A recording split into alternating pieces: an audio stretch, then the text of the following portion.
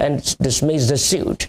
In reaction, counsel to Tinubu Wole Olanipekun said he and his client are not opposing the application for withdrawal, adding that they also are not asking for cost. Chairman of the panel, Justice Aruna Samani, subsequently dismissed the suit with no cost attached. The APP was challenging the presidential election on the grounds of alleged non-compliance with the electoral laws as well as INEC guidelines. Following the dismissal, the court rose and will reconvene at 2 p.m. for the Labour Party's suit. The Presidential Election Petitions Tribunal on Tuesday gave an indication that it would consider the prayer of the People's Democratic Party (PDP) and the Labour Party's demand for a live broadcast of its proceedings. The tribunal, presided over by Justice Aruna Samani, asked the parties in the ongoing petitions to settle and decide on their objections, including the motion on notice filed by the PDP and its standard bearer, Atiku Abubakar, requesting for the live broadcast of the Presidential Tribunal proceeding, which began on Monday.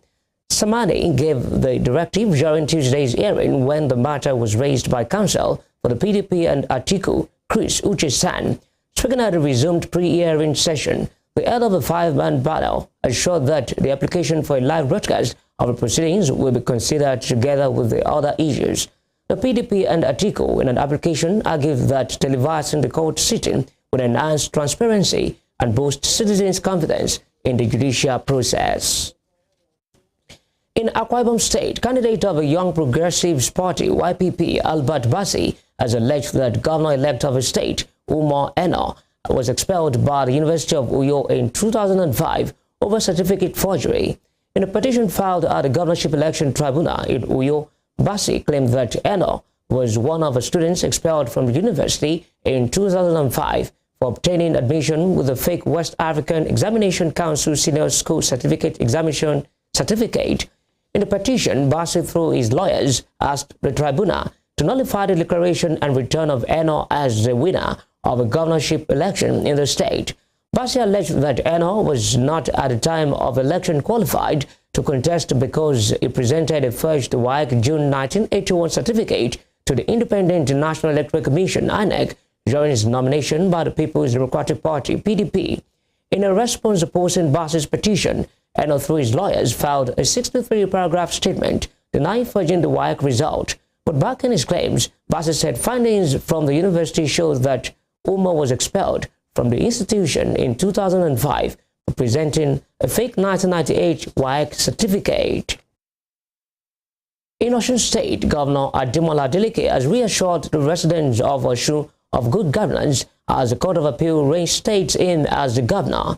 Adeleke expressed his confidence once again in the judiciary as he stated that judgment was free and fair. Olayin Kale was at his residence in Ede and now reports. Jubilation, chants of victory and fanfares was in Ede residence of Osun State Governor Ademola Adeleke as the Supreme Court upheld his election as the Governor of Osun State. The Apex Court in the judgment today dismissed the appeal filed by former Governor Adegboyega Oyetola, who was the candidate of the All Progressives Congress in the July 16, 2022 election. Oyetola has approached the Apex Court to appeal against the judgment of the appeal court delivered by a panel led by Justice Mohammed Lawal Shaibu. The Apex Court held that regulations by the Independent National Electoral Commission does not provide for the transportation of accredited voters to the database except snap pictures of result for Form EC8A to the IREF. Thereby, it cannot be relied upon. Reacting to his victory, Osun State Governor Ademola Adeleke thanked the judiciary for standing by the truth and delivering a fair judgment. The governor similarly appreciated the people of Osun for standing by him since he assumed office, assuring them of good governance and dividend of democracy. Now that is over now, that I've been affirmed as the authentic governor of Osun State, so it's now time for us to focus all the way to bring out more dividends of democracy to my lovely people in Osun. Basking in the fury of the victory is the matriarch of the Adeleke's dynasty, Chief Mrs. Dupe Adeleke Sani, who could not hide her joy as she thanked the people of Osun for the love and support bestowed on her brother and appealing to them to continue to support the Adeleke's administration. Well, firstly, I want to thank God Almighty for the victory of today. And this victory signifies that one with God is a majority. And to the people of Osun State, I want them to continue to love. I want to thank them so much. I thank the people of Osun State for their love for His Excellency, Senator Ademola Jackson Adeleke. I thank the PDP family for their love. And I also thank all the friends and family that stood by us during this struggle. I thank them so much. May God bless them all. The First Ladies, Chief Mrs. Titilola Adeleke and Irelu Ngozi Adeleke, appreciated the judiciary, insisting that they proved to be patriotic Nigerians. They both assured the residents of Osun that the governor would not disappoint them. I want to thank the judiciary for the judgment of today. They've done well, they've done so good. They proved that they are a patriotic Nigerian. And I want to thank the people of Osun. I want to thank them for their support. Today is my joyous day, it's my happiest day. And you see, this victory will dedicate it to God Almighty who made it happen. Secondly, we dedicate it to Osun people for their support, their immense support. And I dedicate to the whole Nigeria, the whole world that supported us. Because I know everywhere in the world today, everybody is watching to see how the victory will be. And we thank God. We give God Almighty all the glory, all the honor, all the adoration, dominion, everything in the highest place is belong to our God. The Secretary to the State Government, Teslim Igbalaye, described the judgment as free and fair, giving his word to the residents of Osun that the Adeleke's administration will have the interest. It's because we know we won the election and the court, the judiciary, have today affirmed it and justify our victory by delivering these judgments. It will be recalled that Senator Ademola Adeleke won the July 16, 2022 gubernatorial election against APC's Adegboyega Oyetola. Olayinka Ali, Western Spring Television News. In the meantime, President Muhammadu Buhari has urged the residents of Osun State to team up with Governor Ademola Adeleke to build up the state. In a statement yesterday, presidential spokesman Femi Adesina said the president recognized the Supreme Court verdict on the July 16, 2022 governorship election, as well as the important role of the judiciary in deepening rule of law and democracy.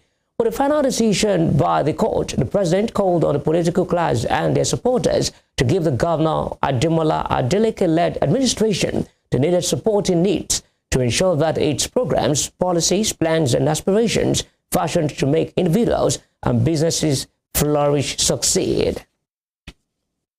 Elsewhere, the ruling All Progressives Congress, APC, on Tuesday defended its choice of Senator Godswill Akpabio as the Senate President ahead of the inauguration of the 10th National Assembly in June. APC National Publicity Secretary Felix Morka said the South-South zone, which Akpabio represents, has not produced a Senate President since the beginning of the Fourth Republic in 1999. On Monday, the APC nominated Akpabio, who is from the South-South, as Senate President, while Barau Jibrin, Senator representing Kano North, was recommended as Deputy Senate President.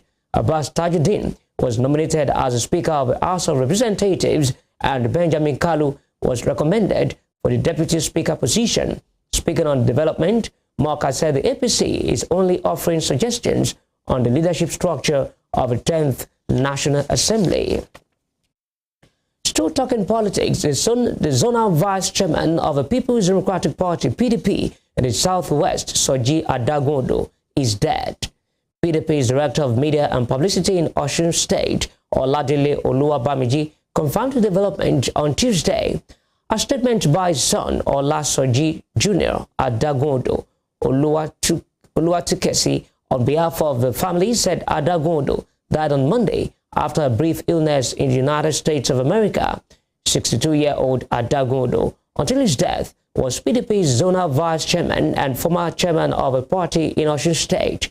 Meanwhile, Osun State Governor Ademola Adeleke has described the death of Adagondo as a sore loss not only for the party but also Osun State.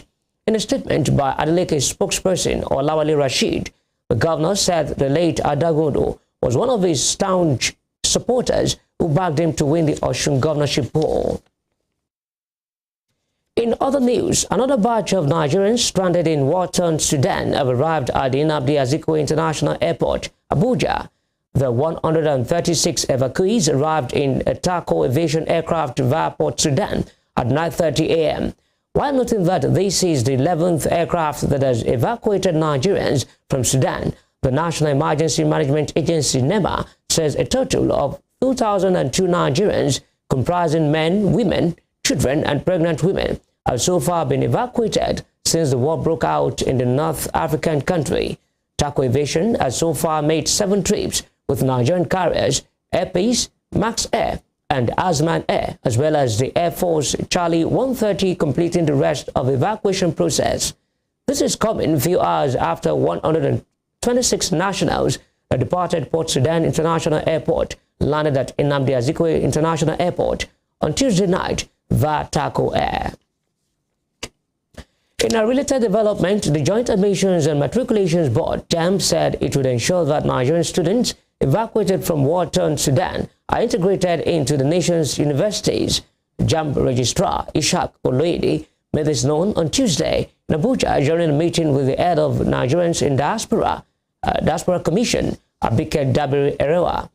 In a statement issued today, Oloyede, who emphasized with the students, commended NITCAM for the effective handling of evacuation, adding that JAMB would ensure the desired support. The JAMB boss, however, called on the students not to tread the path of those who returned to the country over a year ago as a result of Ukraine's war, but refused to comply with the stipulated procedures that would have ensured they continue their academic programs seamlessly in Nigerian universities. You're watching Spring News at 12 on Western Spring Television. We'll be right back after this break.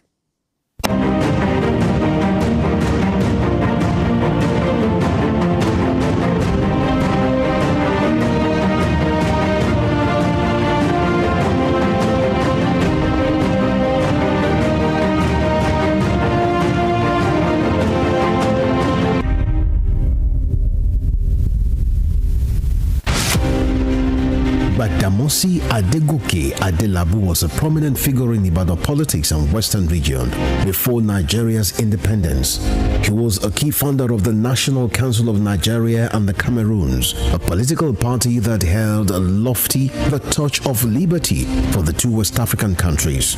He carved a niche for himself as a wordsmith and a creative speaker. The nickname Kwenkelemens was a natively corrupted version of Peculiar Mess, his bombastic English language style often used to score proceedings at the parliament. The author of Africa in Ebullition, a handbook of freedom for Nigerian nationalists, was Nigeria's Federal Minister of Natural Resources and Social Services between 1955 and 1956. He died in an auto crash on the 25th March 1958 at the age of 42. Western Spring Television identifies Adegoke Adelabu as a watershed character in history.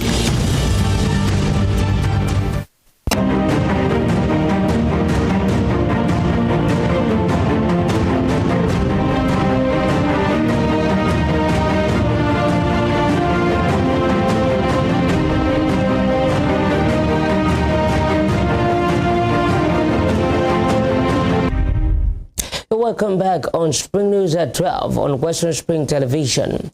Moving on, the Nigerian Immigration Service and a firm contracted by the federal government for the production of Nigerian passports, Irish Smart Technologies Limited, have blamed the Central Bank of Nigeria's foreign exchange policy for the scarcity of booklets. The firm also accused the Nigerian Security Printing and Minting Company PLC of sabotaging its efforts after failing to secure the contract for the production of the passports. The managing director, Irish Smart Technologies Limited, Yinka Fisher, made the allegations in Abuja on Tuesday when he appeared before the House of Representatives ad hoc committee to investigate the proposed domestication and processing of Nigerian international passports. The committee also grieved the Comptroller General of the Nigerian Immigration Service, Idris Jere, at its investigative hearing. Fisher told the committee that prior to the engagement by the federal government, the country had a shabby at the shabby passport administration. In his presentation, Jerry decried that the NIS does not have access to the forex it generated, while attributing the shortage of booklets to the unavailability of foreign exchange from the CBN to aid production outside the country. In the meantime, the presidency has said President Muhammadu Buhari will spend. A spokesperson, Femi Adesina, said the delay in Buhari's return is at the order of his dentist. He said the president has an appointment with a specialist in 5 days' time to attend the coronation of King Charles III. The coronation ceremony, which took place on May 6th, was attended by leaders and dignitaries from across the world. The Nigerian president also took part in a summit for presidents and heads of government of Commonwealth countries, which was held on May 5. On the foreign scene, a jury in a civil case has found former President Donald Trump sexually abused a magazine columnist in a New York department store in the 1990s. But Mr. Trump was found not liable for raping E. John Carroll in the dressing room of Begdov Goodman. The jury also found Mr. Trump liable for defamation for calling the writer's accusations a hoax and a lie. It is the first time Mr. Trump has been found legally responsible for a sexual assault. The jury of 6 men and 3 women reached their decision after less than 3 hours of deliberations on Tuesday. The jurors awarded the former LA magazine columnist approximately $5 million in compensatory and punitive damages on grounds that the case was a civil case and Trump faces no criminal consequences. However, Mr. Trump's lawyer said the former president plans to appeal against the decision. While reacting to the court verdict, Willard Romney said Trump is not suited to be president. What else can you expect from a Trump-hating, Clinton-appointed judge who went out of his way to make sure that the result of this trial was as negative as it could possibly be, speaking to and in control of a jury from an anti-Trump area, which is probably the worst place in the United States for me to get a fair trial.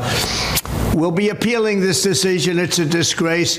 I don't even know who this woman is. I have no idea who she is, where she... Of sexual assault and awarded $5 million to the person of his peers, found him guilty of sexual assault. And in men as 19-year-old Ahmed Asaf and 24-year-old Warani Kwatanat, who were shot by Israeli soldiers in Kwabatia town. Witnesses reported that a large force of Israeli soldiers raided the town and broke into several homes in the western neighborhood, searched them and ransacked them.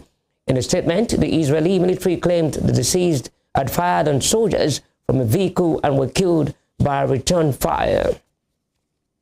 In Asia, a 32-year-old French journalist has been killed while reporting from the war zone in eastern Ukraine. Aman Soldin, who worked for AFP news agency, died on Tuesday after being hit by rocket fire near Chasiv Yar, just west of Bakhmut.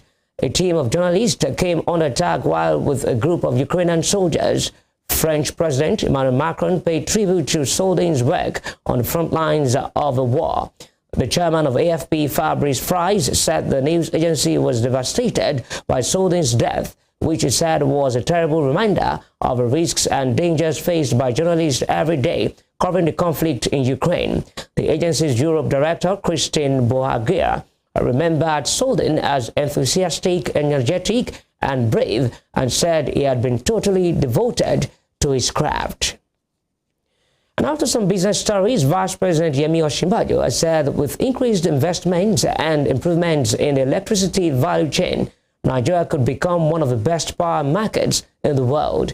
He stated this on Tuesday in his remarks at the official commissioning of a 240 megawatts FM3 fast power project in Port Harcourt, Rivers State, where he represented President Muhammadu Buhari.